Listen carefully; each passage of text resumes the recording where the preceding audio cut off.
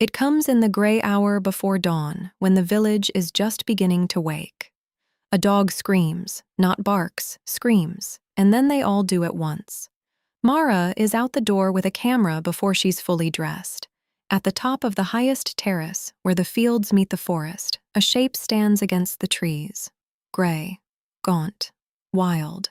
A wolf in daylight, where no wolf should ever be.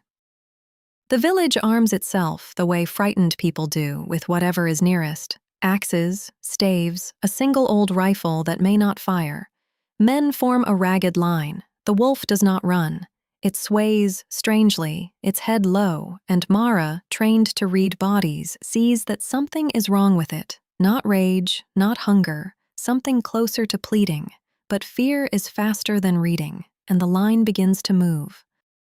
Anira comes out of her house without a coat. She does not run either. She simply walks up through the fields, past the men, into the space between the village and the wolf, the worst place in the world to stand. Someone shouts her name. Dorje grabs for her arm and misses.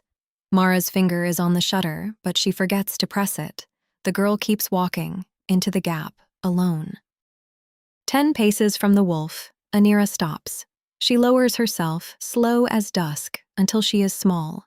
She does not stare it down. She softens her eyes and turns slightly aside, the way one animal tells another, "I am not your enemy."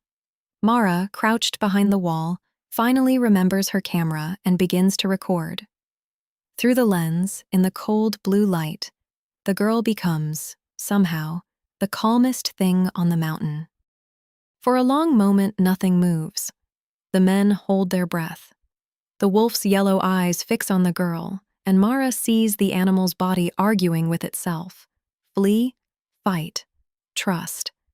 Then, impossibly, the great gray head dips. The wolf takes one stiff step forward, and another, and lies down in the frost at the edge of the field, a few feet from the child. A sound goes through the village that is not quite a word. Anira does not touch it yet. She waits, breathing, until the wolf's flanks slow to match her own. Only then does she look, really look, at the animal's hind leg, and Mara, zooming in, sees it too. A rusted wire snare, bitten deep, the flesh swollen black around it. The wolf has not come to hunt. It has come against every instinct to the one creature in the valley that ever sat still enough to be asked for help. With hands that do not hurry, the girl works the snare loose. The wolf trembles, bares its teeth once in pain, and does not bite. When the wire comes free, the animal lies a moment longer, as if thanking the frost. Then it rises, gives the girl a last unreadable look, and walks back into the trees, slow, limping, free. The whole village exhales at once. Mara's hands ache from gripping the camera. It is full morning before anyone speaks normally again. Mara sits on the cold wall with the footage and watches it 3 times, then 10. There is no trick in it.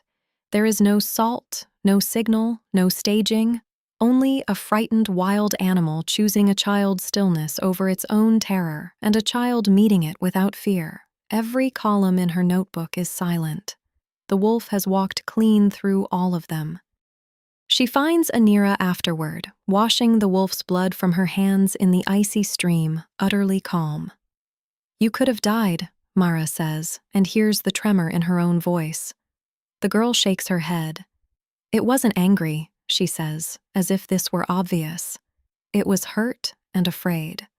Those just look the same to people who aren't listening. Mara stands very still by the water. For the first time, she has no theory at all.